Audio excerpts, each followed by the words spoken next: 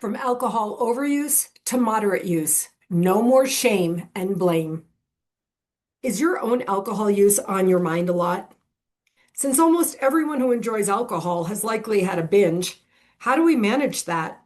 How do we know how much is too much? And how do we regain control when we think we've lost it? In this special 12-part series, Confidence Coach Susan Axelrod interviews alcohol moderation expert Dr. Michele Perron. This series begins with the question, why are we having this conversation now? And it wraps up with a burning question for you to consider. For your own alcohol use practice, what will your path be? This special series is sponsored by Axelrod Confidence Coaching. Hello, friends. And what a special series this is. I hope you've been with us on this extraordinary journey. If you have not listened to other episodes leading up to this very important episode, I want to invite you to go to the YouTube notes, find the link to the whole series, and catch up. Go ahead and enjoy today's episode. But be sure to go and listen to all the previous episodes so that you're really on this important journey. For example, in every episode, we have a challenge for you so that you can synthesize and integrate this work. In the last episode, we were challenged by our special guest, Dr. Michele Perron, to MESH during the day. MESH is an acronym for move, eat, sleep, and hydrate. And so I want to ask you, how did you do with that? Hello, Michele. Good to see you this week. Hello, and nice to be here today. So I guess I want to ask you, how well do you MESH, Michele? Like everyone, I work at all four. Some I do better than others. And now that our temperatures are above zero, I'm going to be able to move more outside, which is my favorite thing to do. Yeah, me too, of course. But I will tell you that I did have a very minor procedure this week that did have a bit of anesthesia, and I felt my heart rate elevating. And in terms of the H for hydrate, I realized that I hadn't hydrated at all after. And as soon as I started hydrating up my body, systems flowing, things moving through me, I started to feel better. That's a little bit extreme, but M stands for move, E stands for eat, S stands for sleep, and H stands for hydrate. And in the last episode, you talked about why all four of these things are important. So today, we're going to talk about something very important, very specific. And I really believe, although I hear it ringing in my ears that I keep saying it, this is going to be game-changing to really understand alcohol moderation.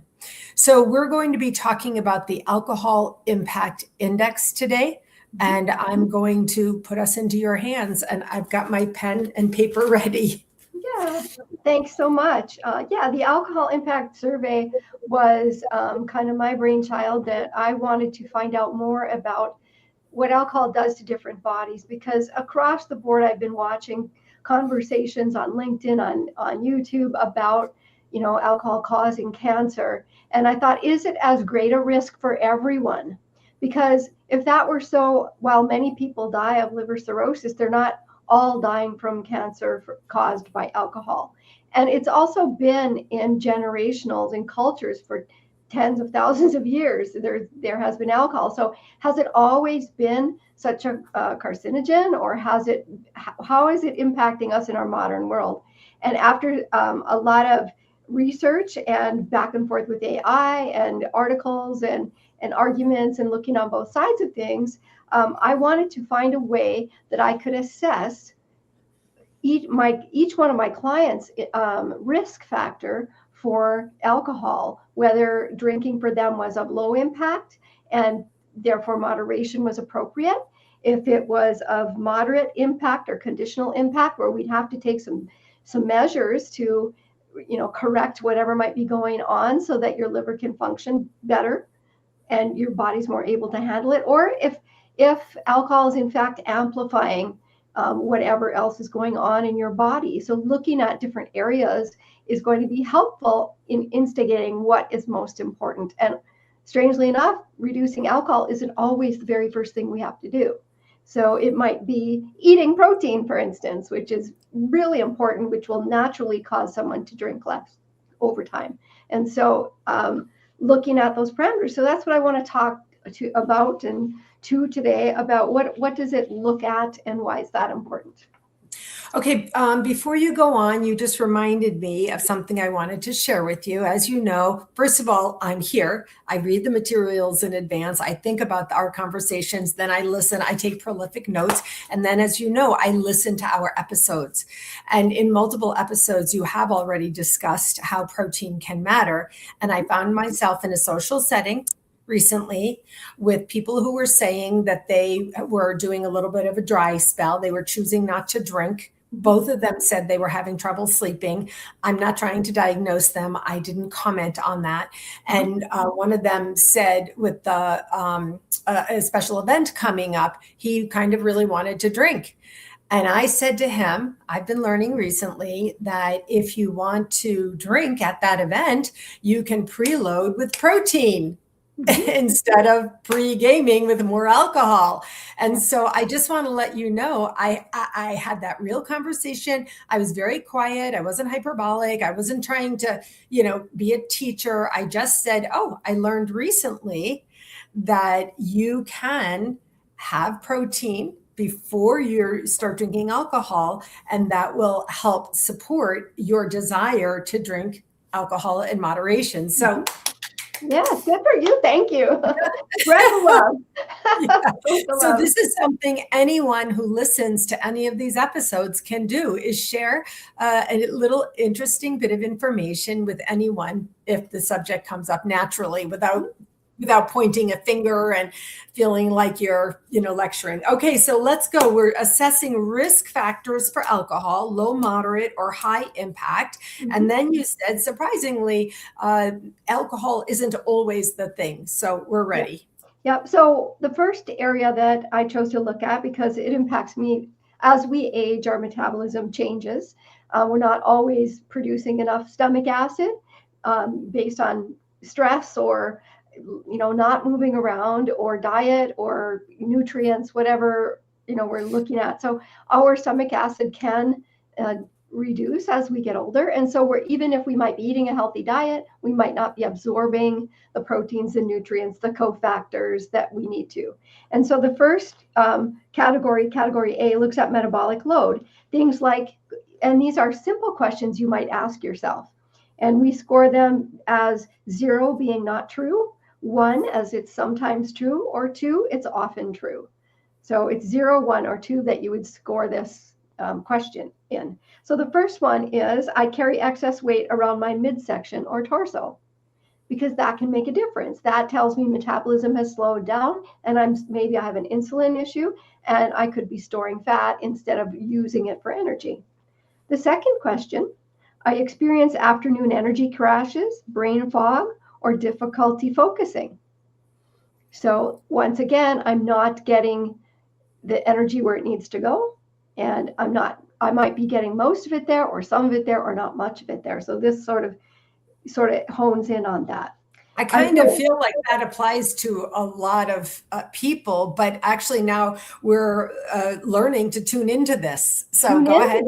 For overall health, because your overall health is going to determine the impact of alcohol. So that's why we're looking at this first. So, and the next one is, I feel worse mentally or physically when I skip meals or eat too lightly. Wow. The fourth one, I notice cravings for sugar, alcohol, or stimulants during the day. I need to have dark chocolate. I need to have that cup of coffee in the afternoon, or, some strong tea or sugar or something, a pick-me-up, so to speak. And then the last question, because this is just screening, it says, I experience digestive discomfort or bloating regularly. So that includes stomach ache, constipation, burping, acid reflux, those sorts of things. So I am familiar with people who overuse alcohol having Tums in the cabinet, in the briefcase, in the desk drawer. Is that why? Yes, because of the acid reflux. If you have nothing in your stomach and you're putting alcohol in, it's going to just be alcohol in acid. And that's not, it's not the food source that you need that closes your sphincter. And so there's chance for it to splash up, if you will, into your esophagus. It'll move up into your throat, constant clearing of your throat, postnasal drip constantly. If you're a drinker, that's probably got a lot to do with it in terms of being uncomfortable or needing an antacid. And so if we take an antacid, because the stomach is not producing enough acid, it leaves the esophageal sphincter open. And when we treat it with antacids, it doesn't help the sphincter close, which, like a garbage can lid, if you need to keep the garbage in the can, you have to put the lid on firmly. And so too with your stomach. If you want to keep the food in your stomach, the lid has to shut firmly, which means we actually need to go in a different direction. We need more acid, so it triggers that natural response to close the lid. And so in that case, then you can easily supplement with some apple cider vinegar, or you can work with a nutritionist or a nutrition coach and learn about the glories of betaine hydrochloride, which is also an acid supplement you can take, which helps close the door and helps your body digest better. Okay, so I want to tune in here and say that we're reviewing a serious impact index, a serious survey, and we're only on number 1, and we're reviewing the information. And so I want to invite people to really tune in and remember, this podcast is not intended to replace medical advice or nutrition consult or anything else. It's intended to almost, introduce you to many ideas that might be of interest to you, of help and support for you to explore further. So if you play that back and now tune in and listen carefully as we continue on, you may hear something that sparks your interest to say, I should look into that. Would that be right, Michele? Absolutely. It's more of a self-assessment type idea, so that you can say, oh, that happens to me. Maybe I should go and talk to someone. Maybe I should listen to more information about that, so that I can help myself feel better. So if I do want to drink alcohol, it will have less of an impact on me if I fix the underlying issues. Okay, great. Let's go. Yeah. The next category is about detox and your ability to repair your body. So your body's repair capacity. So we're talking here about inflammation and recovery time after drinking. So the first question, and once again, we're rating 0, not true for me, 1, sometimes true, and 2 is often true. So the first one is, I feel alcohol's effect more strongly or for longer than expected. So that could have anything to do with the liver's capacity to metabolize, because it might be getting tired, so to speak. It might be starting to have some issues and maybe some fatty liver diseases coming on, or there could be something with your bile. So that would be something worth checking into. If you have more, if you're drinking the same amount, but your effects are felt more strongly, or you're staying drunk longer, or you don't feel as recovered in the morning. That would be a yellow flag or a red flag to go and see your doctor, right? Get some blood tests, those sorts of things. The second one, I get headaches, anxiety, or disrupted sleep after drinking. Super common. If you're drinking daily, you're probably experiencing that daily. So that would be, once again, a yellow or a red flag saying, I need to take action on that. And then secondarily, consider my alcohol's impact on that, because that would be a flag. Okay. And if you said if you're drinking daily, you might experience that daily. And it comes to mind that we've discussed People who drink a little every day may not think that's a problem, and they may not associate these Yes. symptoms with that, because after all, it's not really very much. And then also there's binging, which is a different style of drinking. And so you think, well, I only do that on the weekends. So symptoms like these that may show up, you may not associate. That's Right. why you're sharing this with us today. Yeah. Those headaches, that feeling of anxiety, that disrupted sleep impacts your allostatic load. And we talked about that, your background noise that subconsciously affects your well-being. And so that background, whether it's stress from work or an impending cold that's coming on, or a big weekend that you're recovering from, all those things mean my body's working harder already. I don't need to put alcohol in there and make it even worse, make it harder for my body to feel well. And so these are simply indicators that I need to pay attention to this. And if I do, this other thing will improve, right? So I'm sensitive to medications, fragrances, or environmental chemicals. This is really important. I cannot be near perfume, and it's notorious in my family that if I go to visit or ride in a car with anyone, no one can wear perfume. I never wear perfume because within minutes I can be on the floor, deathly ill. And so when I was learning about toxicity and clearance in my certification for nutrition and addiction recovery nutrition, I learned that being sensitive to fragrances means that my liver doesn't want to break down that chemical that comes into my body because it's got enough to do. And so I since I was a child, that's been the case. And so I doubt as a child I had a bad liver, and I don't believe I do today. However, I've always been there. And so it becomes, I don't have scented candles. I don't have scented anything in my home. I have to be careful even with the dishwashing soap I use or the laundry soap I use. And if But that, you're not indicating yours was connected with alcohol use, but rather connected to the liver, which right, alcohol impacts. yes. And Yeah. so if you're experiencing that, that might also be an indicator that your functioning is a little bit different, or it could be being impacted by the alcohol you're drinking if you're drinking every day. So that's a really quick thing, because people will know if they don't like the smell or if they do. I mean, I come from an era where we used to roll down the window when we were getting gas, leaded gas, because it smelled so good. Yeah. Like, and Yeah. maybe that's what, haunts me from childhood or something. But this is one of those little signs that you would otherwise overlook and not associate with your liver health. And it would Right. be an Not important one to associate do. with liver health. Mhm. Exactly. For sure. Who would associate smelling fragrances or being sensitive to smelling fragrances with liver health? Mhm. So, if you're not drinking any alcohol and you have a fragrance sensitivity like you do, Mhm. or not over Yeah, drinking you should alcohol, ask about it then or research it.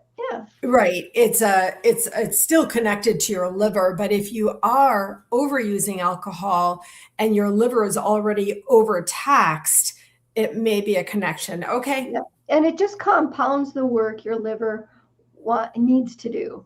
And, in the long, if we play in the long game of life, we want to make sure our organs don't wear out before our mind does. Right? Right. We want to make Yes. sure that we keep all our organs as healthy as possible so we can live a long time and see our grandchildren get married, Right. or even some great grandchildren. We want to see them as we grow older. So this is kind of an area that gives you some sort of notion about how your liver is doing. And so the next one is, my recovery from exercise or illness takes longer than expected. Now, this might be, a factor of age, because as we age, sometimes we don't have that bounce back in the same timing. But if you add alcohol into that situation, it's most definitely going to deter recovery. I have many people who get a cold or the flu, and they think that drinking is going to help them overcome it and kill all the bacteria. And that's Yeah. or the virus. And that's not how alcohol works. It won't, just because you drink it doesn't mean it's going to kill a virus. It's going to Right. make it harder for your body to clear the virus and your immune system to respond to the virus. Right. Puts you more at risk. So you don't, if you're sick, if you're feeling like you're getting a cold, don't drink Yeah. Don't drink alcohol. What you need to drink is hydrating fluids, maybe some vitamin C, see your doctor, all that sort of stuff. And even, it's so interesting to be hearing this because slow recovery from exercise or being sick, you just think you're just sick, like, I'm on a oh, shame. my cold is extended. Okay, it takes 10 days or more for a cold. But if you are using alcohol or overusing alcohol, that actually could be impacting your recovery from exercise or illness. Yes. Okay. And the I didn't know last that. one in this category is I notice slow healing of minor injuries or skin wounds. So that also means that might be affecting my blood pressure as well. And so the blood isn't getting to the area it needs to go to, or some chemotactic factors aren't talking back and forth. So I'm not running at 100%. And so that might be something to do with my sugar metabolism, my insulin resistance I might be having, because that's the buzzword today, right? And so that could slow your wound healing if you're diabetic type 2, which is reversible through the right diet and exercise. That can also affect your wound healing. So that's something that your body is struggling with. It's trying to tell you it's not at 100%. And that might be something, again, that you might want to see your doctor about. But the wound healing that is kind of well known connected to diabetes or pre-diabetes, you're indicating that overuse of alcohol could be a reason Related, not connected absolutely. to diabetes Right. that It's you might have. related to alcohol because alcohol can impact sugar metabolism in a very big way and actually contribute to type 2. So Okay. because it forces your body to produce more insulin, the more insulin you have, the more you store glucose that you're eating, and that can get you predisposed. So those things work together. Yeah. Hypoglycemia is also a big part of alcoholism. Reactive hypoglycemia even and can be precursors and contribute to type 2, which would then manifest as slow wound healing. Okay. Mm-hmm. Okay. So that's why that's kind of another yellow warning sign. Something's up. I need to go and get checked. Yeah. And okay, so the fourth category is my sleep load, my circadian rhythm, and my nervous system. So those two things are going to work together. So sleep is so terribly important because it restores us at night. It restores so many things in the body, not just memory and memory sequencing and turning short-term memory into long-term memory, but it also helps your body repair and relax and digest and do all the things it needs to do. And so in the parasympathetic, I believe it is, area.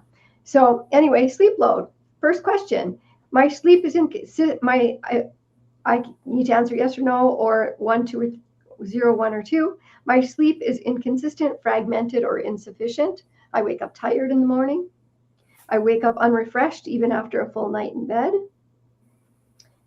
Alcohol disrupts my sleep quality or causes nighttime waking, which it's one thing if it happens once or twice a week or once a month.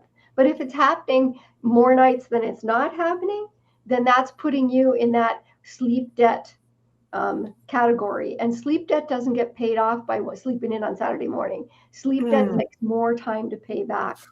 And I had a friend who went through college and a master's degree, and 10 years later, she was still in sleep debt. So when she learned about sleep debt, she decided to allow her body to sleep as long as it needed. It took 6 months to make up her sleep debt. Yeah. To finally feel refreshed. I've heard stories like that. Yep.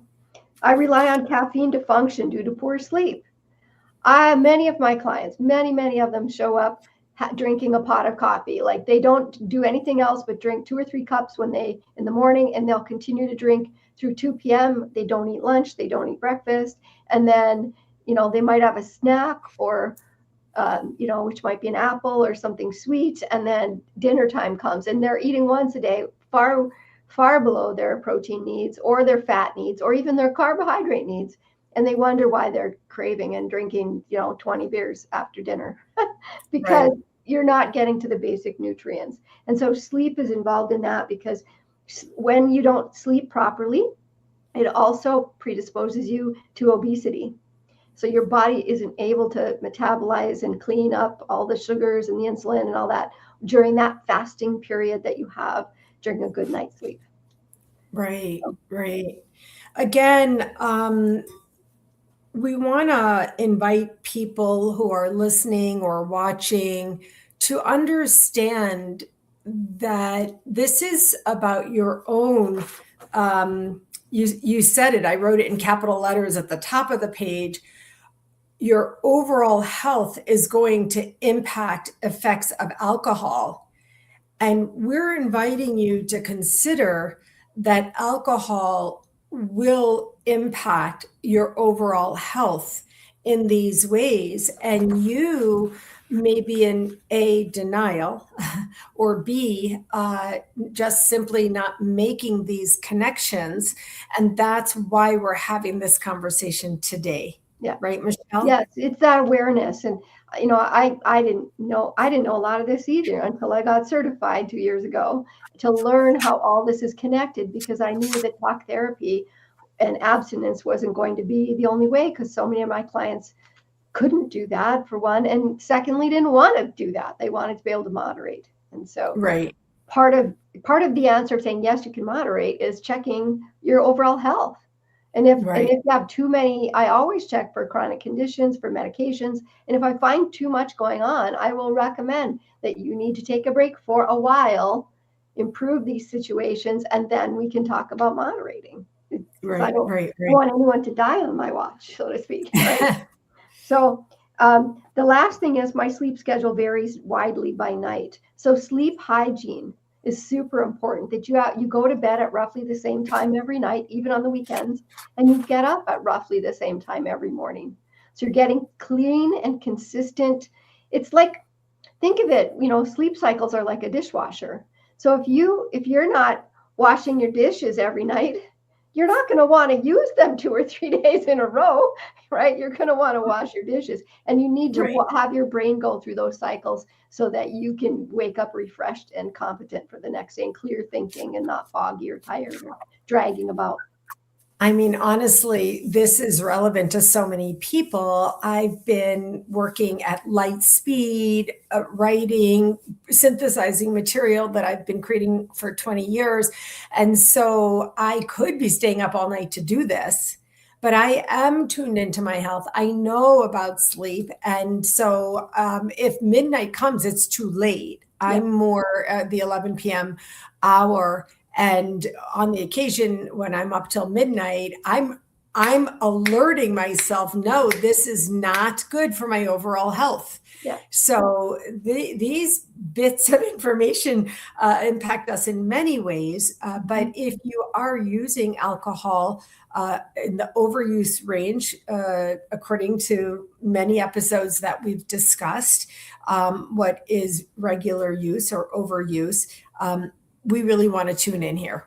Absolutely, because if you're drinking high volumes daily, you're likely drinking in the evening. You may start earlier in the day, but you're drinking later into the night. And many of my clients also come to me when they're up till 1 or 2 in the morning drinking. And we need to start turning that around in order for everything else to, like dominoes, improve as we do one thing and one thing and one thing. And I like to start with the easiest thing first. So sleep is often a place where, okay, let's remember when we were children, when we had to go to school, we weren't allowed to stay up past 9 o'clock when it was a school night. Forget that. Even though, for me, I'm dating myself here, Carol Burnett was on, and I really wanted to watch her because I love her. Right. And so, we had curfews as children. Why was that? Because the child's brain needs time to remember its learning, and to refresh, and to reset and recharge, so the next morning they can eat breakfast and go to school. So that doesn't change just because we're 60 or 50 or 40. We still need to do that. And I often encourage clients to say, well, it's a school night. So drinking on a school night, well, I don't go to school. Well, it's a work night. It's kind of like school, fills up the time that you were going to school. And so when you're during the weekdays, it's a good policy to drink very little or not at all. Not that you're going to overdrink on the weekends, but it's a different cadence to your use. so that you can maximize your health quotient, which is super important. The next category is your nervous system. And do I use alcohol to unwind, calm my mind, or downshift? Do I feel chronically wired, tired, or overstimulated? Do I notice irritability or mood swings during the day? Huge. I feel emotionally reactive or easily overwhelmed? Or my nervous system feels frequently on the edge. Also, since I've been trained to do amino acid therapy, these are also symptoms of low neurotransmitters, whether it's serotonin, GABA. Those are two that if you don't have enough of those, because your body isn't absorbing enough of those, because you might be drinking and your liver is now incapacitated, so you're not converting, and maybe you have fewer digestive enzymes or a slow gallbladder or something with your pancreas, whatever. A multitude of things can affect your digestion, which is the most important factor to health, is good digestion. So if all that is not in line, your brain is not going to be able to have the building blocks to make the most important neurotransmitters that keep you happy, healthy, well, humorous, lighthearted, making life pleasurable and easy. No talk therapy can replace your serotonin. You need to target that with a specific amino acid, or you need to increase your protein and your ability to digest it. Right. And as a reminder, we had 2 episodes in which we discussed protein and talking about food and protein. And I asked a lot of questions because everybody needs to get more protein than they do. Basically, very few people really focus on their protein intake, although we're hearing about it more and more. But this whole thing connected to alcohol use is important. It's an important connector to make. Yeah, especially for women too, because women over 50 tend to eat less and less and less, because 50s are Gen X and baby boomers, 60s or early 60s. And, we were all in that fat-free starvation diet business for most of our teen years and our 20s because it was so big. And now we're finding out we're supposed to eat protein and fat. So getting yourself to eat enough protein is a challenge. And so I help people learn how to do that, how to stimulate appetite, how to combine proteins so that you're not just eating a giant steak by itself and feeling bloated, but instead a little bit of steak and maybe some cottage cheese or whatever. More than one protein type at a meal can be really important. So, well, you'll be happy to know this week at the supermarket, I purchased kippers and sardines and hot sauce because of your recommendation. I haven't eaten them yet. I just got them, but I am going to eat them. I'll come back, let you know if I like them or not. But having quick, easy sources, I actually did pay for. They're more expensive tuna, ready-made tuna in a pack. I'm single and it's easier for me. I don't have a big family to feed anymore with the old big cans of tuna fish. So I am, from our conversation, intentionally focusing on my protein uptake. Wonderful. I love to hear that you're eating kippers. They're one of my favorites. Yeah. I always have them in the cupboard, especially if I don't feel like cooking and I just want a nibble of some kind. So I have some crackers with pepper on them and my kippers, and I'm good to go in hot sauce. All right. So there's 2 categories left, and we'll briefly go through the environmental load. Now, as a woman, the makeup that we use. You could work in a salon where you do nails or hair. We use hairspray. We are always subject to environmental toxins just by virtue of trying to stay beautiful and have our hair not turn gray. So that chemical stress is also a load that adds to your body's ability to clear it. So in this section, the questions are, am I exposed also to noise, light, or screen stimulation late into the evening? Because blue light can also cause problems, not only with vision, but with your ability to sleep properly and your metabolism. So, and noise, think for instance, if you worked on the tarmac at an airport, jets coming and going, big loud noises, they have to wear earplugs. Or if you're a musician or you play in a band, or you're in a place where you're moving warehouse products around, say maybe in a Amazon warehouse where there might be an unsuspected loud noise, a hospital if ambulances come, or a police officer with the sirens on the car, or fire Even a fast food kitchen where people are constantly yelling in the kitchen, you know? Yeah. So those are things we wouldn't think of as, noise, light, or light pollution, which can affect our environmental load. That's that background radiation. So regular, once again, it brings up the fragrances, the pollutants, and the chemical irritants that we come across, whether that is the smell of gasoline, or maybe you like to flip furniture and you're using varnishes and strippers and paints and those sorts of things. They're all chemical irritants. So you have to take that into consideration. And like I said, the makeup, the hair dye, the nails, all of that can also be an irritant. In fact, the nail business had a big change in Europe. They took the acrylic nails are no longer allowed in Europe because they're so toxic for people. So you're also seeing alternative nail choices here in the States because of that. Yeah. Oh, okay. Yeah. So, something like I do fake fingernails every, 10 days or whatever. I don't do it. I've never done it. My daughter has. But, if you're one of those ladies who likes that and wants to do that, and you also like to have your martini, it's something to think about. Wow. Whoever would have imagined? Because you're saying it's an environmental load on your system, and alcohol is a different kind of load with impact on your system. Yes. Yeah. And then my work or my living environment feels psychologically stressful, right? Or even physiologically stressful, where maybe it's too cold or it's too hot. So even, because we're meant to live in that zone, that homeostatic zone of not too hot, we're all Goldilocks in essence, right?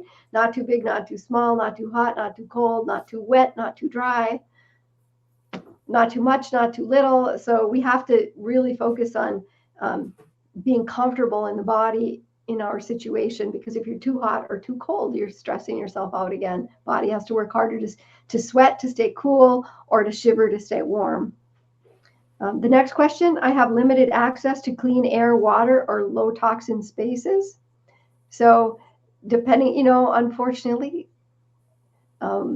with poverty being a real issue for many people, there might not always be anything more than bottled water, which is mostly clean. But if it's been left in the sun or has warmed up in any way, the plastic in the bottles does leach into the water, and it can taste like a plastic bottle, but when you're really thirsty, you may drink it anyway. And certainly, if you can get a fresher bottle of bottled water, you're going to be better off. So those sorts of things. So clean air. Do you live in a big city? Do you live out in the country? Do you live in a, inner city New York, or do you live out in the plains of Kansas? Like that's a big difference in air quality, or in the mountains, so to speak.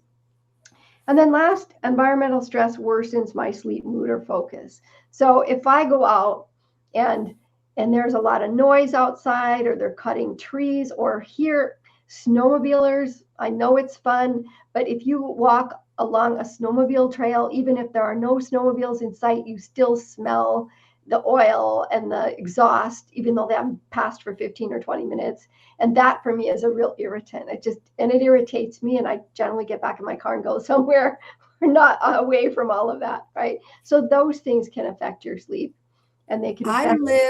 I live across the street from the train, and in my community, there's 100 trains a day that go through town. Oh, wow. And so I'm walking the dog constantly. I'm constantly outside. But I paid to have upgraded windows for sound barrier. I can still hear them through the windows, but not very much. But when I'm outside, that train, going through it's toxic for me, and I'm aware of it. This is 100% real thing. Yeah, I get it. Yeah. And last but not least, the lifestyle load. Like, what are the things I am doing? So that would be, I experience high stress from work, caregiving, or responsibility load. Maybe you have a big job and you're in charge of a lot of people beneath you, a lot of reports that you might have. You might be in that sandwich generation where you're still taking care of kids or grandkids and a sick parent or parent who's suffering. I was there. It took a toll on my health. Believe you, it took me 2 years to start feeling better. Or you experience other high stresses like deadlines and presentations and a highly competitive nature of your work. That can also impact your lifestyle, right? Because sometimes being type A can be both a blessing and a curse. I'm aware. I'm a recovering type A. Yeah. Yeah. So my schedule prevents consistent meals, movement, or recovery time. So that links back to last week's challenge. Do I make the time? Is it important enough for me to get outside, to ground, to swim, to walk, to play with the dog or the children, or just lay down in the grass, just breathe? Sometimes it's not anything more than that, but just this really good release and grounding, to make you feel whole again. And sometimes it's a hard, sweaty run. So it just depends on, because everyone's an individual. The next one is I feel pressure to perform despite physical or mental fatigue. Like I haven't gotten to something at the end of the day and, oh my God, I forgot. And then I've got to jump on it. And then I get stressed and then I can't relax before bed. Or I'm checking my email or my phone for work at 8 or 9 p.m. or 10. And then I get up in the morning and it's the first thing I look at. So a lot of people have that lifestyle. I lack time or energy for regular self-care or restoration, even on the weekends. When you don't have time on the weekends to do something that's relaxing and physical, then you know something's up. The best and fastest and cheapest way to get restored is to be outside. We have to spend a lot more time outside, especially when weather permits. It's so important to health and well-being. The sun sets up your circadian rhythm. It helps you sleep better. It helps you digest better. It helps you breathe better. It's super important to be outside. And it doesn't cost much to go outside, even if it's I didn't know, but that was a part of my journey to improved health and wellness, and mental health and emotional, when I started walking my dog so prolifically. And so if you have a dog, of course, hopefully you do walk your dog, and that does serve you in so many ways. May also be social, saying hello to people, but going outside to the preserve, it changed my whole life. Yep. And then from there, I got more movement and faster movement. I started walking differently. I started running eventually. And so I'm like a living, breathing example of this one in particular. That's wonderful. Yeah, that's why I have a dog. It keeps me going outside. And even in the winter, when it's too cold for her, I bundle up and I take myself for a walk. Yeah. Barring that the sidewalks aren't covered with ice. If it's snow, it's okay. But if it's ice, I'm a little more careful. But that's why I got a treadmill. I got a rebounder. I have things in, workout equipment in the home for those days when it's too cold to go do anything. And then last but not least, my routines are frequently disrupted or unpredictable. That has to do with letting external circumstances be in charge of your day, as opposed to taking back your time and scheduling it when you have the time. So for me, I discovered that if I tried to work past 2 p.m. on Fridays, I just can't. There's nothing that can glue me to my chair and make me work at my desk after 2 p.m. And sometimes it's 1 or noon. But if summertime earlier, wintertime, I can stay that extra 2. But there's nothing. And so that lengthens my weekend to 2.5 days, which makes me gleeful and joyful because I can just go and take care of my errands on Friday afternoon. And then I don't have to save them and waste my Saturday. I can plan to do something more fun, or I can have time for a project and then go up the north coast of Lake Superior in the afternoon and just spelunk and pick rocks and walk the dog and eat fun food and just enjoy my day, or meet with my daughter or stay overnight somewhere. So taking back your time and scheduling your time and not feeling as a hostage to everyone else's needs. huge. I mean, let's acknowledge that we work for ourselves, you and I, and so we do have that flexibility. I would like to say, I know you enough to know that when you say I can't work beyond 2 p.m. or 1 p.m., sometimes even noon, that doesn't mean that you didn't already put in probably 50 hours a week Yeah, earlier in 50 hours of work earlier in the week, because absolutely. we are impassioned about our work. We're motivated, dedicated, and on point. People who work regular 9 to 5 jobs or whatever, they have supervisors, they can't just take off when they want, which is why there's all of this stuff we're talking about. This may be one thing. And if this affects you, routine disrupted or unpredictable, or pressure to perform, or phone checking, or that kind of thing, then all the more reason to tune into these other areas. And also, when you can, in the evening hour and the weekend hour, if those are your times, to really focus on some of these self-care things that we're talking about. And that's some of the first steps, because most of my clients will work full-time jobs, right? And I worked most of my life a full-time job, Yeah. for pay for someone else. And 2 years ago, I was able to return to entrepreneurship. But um, it's really important, because what happens in those situations when you're working full time, a 9 to 5 or an 8 to 4:30, you pick up the kids in the routine and everything, the default is I'm tired and I deserve this, and I've been good all week, or I've been good all day, or I was good and I made dinner. And so dinner comes and goes. And if you have kids that are over 8 years old, I've had many clients just dive right into a bottle of wine and go to bed by 7:30 or 8 o'clock, because they're passing out, they're exhausted. And what happens between 6 and 8, those 2 hours become drinking time and not engagement time with your children. And they do notice, and they They do. definitely notice. And then they Yeah. turn into teenagers, and then they have an attitude about that. And then, And and they you look also write down, themselves. and your yoga body's gone, and you just like, and you look in the mirror and say, who am I? And you're buying powders and creams and taking shortcuts to get back to where you were, when all the while, if you reduce or even take a break from alcohol, like dry January, or um, um, March Madness. I guess they're coming up with names for just about every month now. Free February, I found out about last night. If you Free didn't do dry January, these people were trying to do free February, except for the one event that I wanted to go to, he Yeah, said. mostly And free. Yeah, yeah, mostly free. yeah.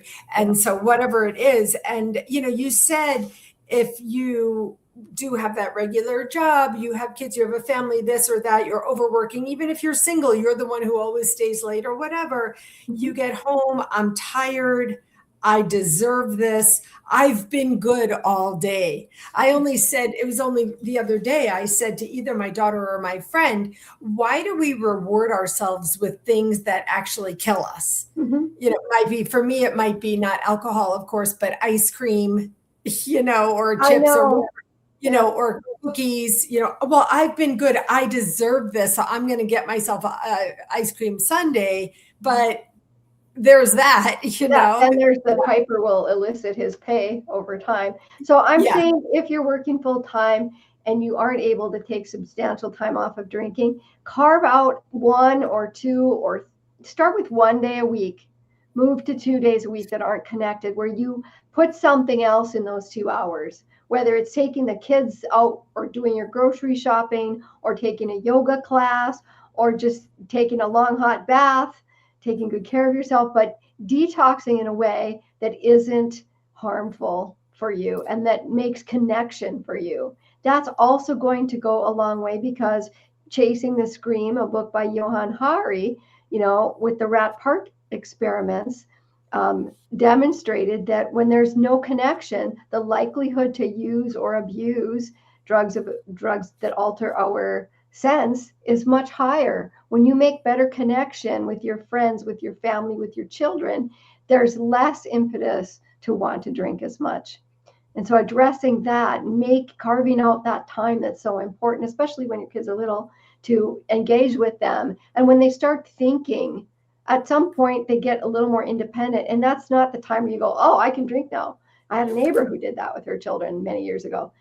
it was really the time that you can explore their minds and you can do projects and you can start to do fun things and play games with them rather than turning on the TV and drinking a So bottle there's of wine. all of this that you're referring to, and I hope people, if they see themselves in these categories, are stopping, tuning in, and seeing themselves. That's me. My children are young. I do this. This is how it goes, and so on.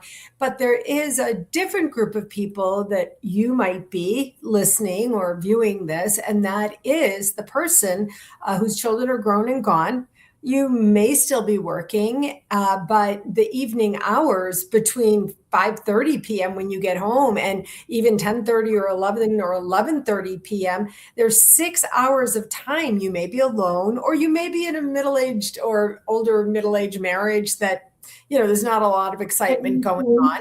And you have 6 hours at night that you have absolutely nothing that you have to do. Let's say you worked all day. Maybe you throw in a load of laundry or, get it a little bit on your taxes or whatever. And so we really want to call you in and invite you to understand that these are hours that you can focus on. Personally, I'm writing books and, creating. I haven't watched TV in 2 weeks, honestly. Yeah. Because I'm using that time to produce in a productive, self-motivating way. But do you know what I'm talking about, Michelle? Those Absolutely. 5 6 hours. You have to do that. I mean, personal development and spirituality and giving back to your environment. Right. Sitting in front of the TV, eating chips or drinking beer or drinking wine and ignoring the world around you because you're exhausted. If you're exhausted, immediately I'd ask, what did you eat today? What did you eat today? And 9 times out of 10, I've met mature adults in their 60s who eat Doritos and Coca-Cola for breakfast. And they say, I know we talked about that. I mean, I'm not saying I've never been known to do that, although I haven't had Coca-Cola in 40 years, but other things. But listen to what Michelle just said. And also earlier in this episode, if you're exhausted, tune in to what you ate today, because you could be going to the gym at the 8 p.m. hour. One of my young friends just told me she loves to be one of the last people in the sauna at night. Nobody's ever there. She's alone. It's amazing. So, but yeah, if you're feeling exhausted, that may not just be natural. It may not be just de facto. It may be because you didn't really have enough nutrients, proteins, and amino acids or whatever. Mm-hmm. And if you are fully hydrated and have enough nutrition, then maybe you wouldn't be tired. Yeah. And sometimes change begins with sitting in a chair with yourself and just asking the question, what do I want? And then visualizing a life. Even if every night you visualize 2 or 3 different lives or a different life every night, it doesn't have to be one thing I concentrate on. If I can just see myself doing and being and becoming in my mind, then I'm much more likely to have that happen. So I always encourage my clients when it comes to reducing their drinking is to, what's the next big event that you have to go to that will be a challenge? And then visualize your success. How do you want to feel when you go home? How do you want to feel in the morning? What would make it a win for you? If you talked to Aunt Ida, if you saw your old high school boyfriend from your reunion, what would make it a win for you? If you didn't embarrass your child. Yes. Yeah, if you're at the concert or wherever you are, right? That what would be a win for you? So visualization can be the catalyst to change. I mean, I love this. I've been visualizing for years. I write about it. I speak about it. I practice it. I'm an active practitioner in this. And what I love what you just said to us is just visualize something that you could imagine going to Greece. See yourself on the Greek island or speaking Italian and then going to Italy, or, imagine, use your imagination to generate some kind of fun, enthusiasm in your life. Mm-hmm. But also, even as I said that, Michelle, I could sort of feel and hear and think about, but if you're using alcohol, you kind of lose, this is what I call agency, I guess. Yes. Yeah. Yeah. It's very suppressive. In fact, the first thing to go with any drug of abuse is imagination. And then you can't imagine yourself being on the beach in Greece or running a half marathon or whatever. If you have trouble imagining, it's likely because you haven't practiced it for one thing, but that alcohol is also robbing you of that. You know, from that movie, Scent of a Woman, Al Pacino says the saddest thing he's ever seen is a man with an amputated spirit. And that's what alcohol does. A man or a woman with an amputated spirit. It stops that imaginative function. And that makes imagination makes us creators. And that's our divine right. That's our divine gift, is to create, whether it's a cake, a baby, or a book, or a painting, or a happy afternoon for everybody. It's creation, right? And that's what's precious. Wow. This is deep. This is so deep. This is so amazing. You know, as I have a meme that says, I'm deep, I'm not apologizing. You know, because, you know, the world need people to be deep, to think, to realize, to love themselves through these difficulties. If you're seeing yourself in any of this, if you recognize any of these things, it's not to be criticizing or judging, as I've learned from Michele. It's like, hey, let's go. Right? Yeah, let's deal with what's real and stop shaming ourselves, which freezes us in position. Let's stop being shameful that we like alcohol. It's okay if you like it. It's not a crime. It's not even a sin. It's how you use it and when you use it and how wise you are about it. It's not a moral failing. Right, exactly. Wow. Yeah. That sounds like one last thing before we go, and that is, if you scored 0 to 12, you have a low amplification. That doesn't mean you get to forget all the good habits that you have. It means that the impact alcohol has on you is lower than it might be if you were sick or unhealthy. So it's not going to be a big carcinogen. It's not going to cause a lot of problems in the body because you have a healthy liver. It's metabolizing well. You're not drinking frequently. You're good to go.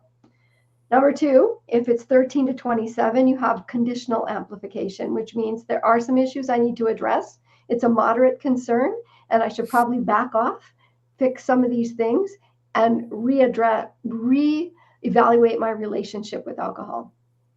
And the third one, if you're 28 to 60, if it's higher than that, then it's high amplification, which means you probably ought to get some help from your doctor, a coach, the Sinclair method, to really cut back in a more effective, more quick way, with a little bit of assistance and coaching, so that you can straighten out your metabolic load and straighten out your relationship with alcohol. It's a little bit more of a priority. It means like, oh, red flag, time to really step back. I don't have to quit and do crazy things overnight, but I do need to start to take steps to address that. And the best way to do that is with a guide and a coach. And of course, I do that, and so do a lot of other people. So, yeah. Oh my gosh.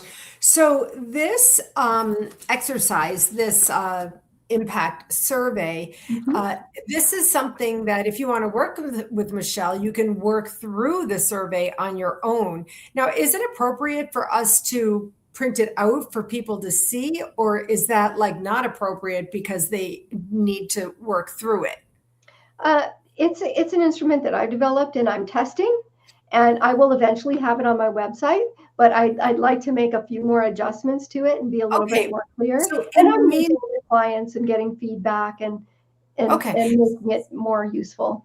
So in the meantime, that's why I asked, I wasn't sure. So in the meantime, if this conversation has been of interest to you, if this conversation has been curious to you, or if you have become alerted by anything in this conversation, first, love yourself. Second, take a pen and pad and listen to it again. And you can stop and start and listen and think. And there's been a lot of suggestions in here, a lot of connections that have been made, a lot of suggestions, any one of which you can actually try on your own. Now, Michele has told us many times in this series that if you're over drinking at a very high level, then it's unhealthy to quit cold turkey. And that's not actually what Michele has ever talked about, quit cold turkey, but rather that you work with someone. If there's red flags, as Michele was just saying to us, then you find some help. Michele is a coach. There's other coaches, there's doctors, there's groups, there's various tools, various programs that you might access. The most important thing is that you love yourself and that you remember the title of this podcast, which is No More Blame and Shame. And think for yourself, am I ready to take a step? Would all of that be what you would say, Michele? Absolutely. That just hits the nail right on the head. And that's actually the message I want people to know. And if you are drinking daily and you are drinking high volumes, to not be afraid to seek help. There's no shame in seeking help. We need each other. If we could do it alone, God would only made one person. but which would indicate that we need to interact with billions of people, whether we're feeling good, in between, or not so good. That's what we're here for. That's what I'm here for. When you rise, we all rise.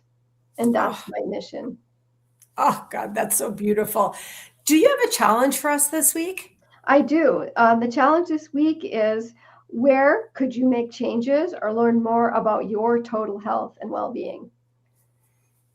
Wow, interesting. And also, I'm so into health and all the things as I've indicated, I've broken in and made references to various things here.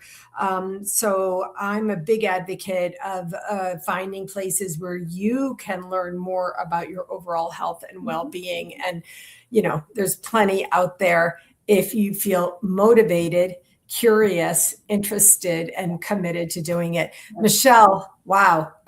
This was a big one. Thank you so much for sharing this proprietary information with us. I really appreciate the work. I appreciate your sharing it here. And I'll see you next time. Super. Thanks. See you next week. Okay.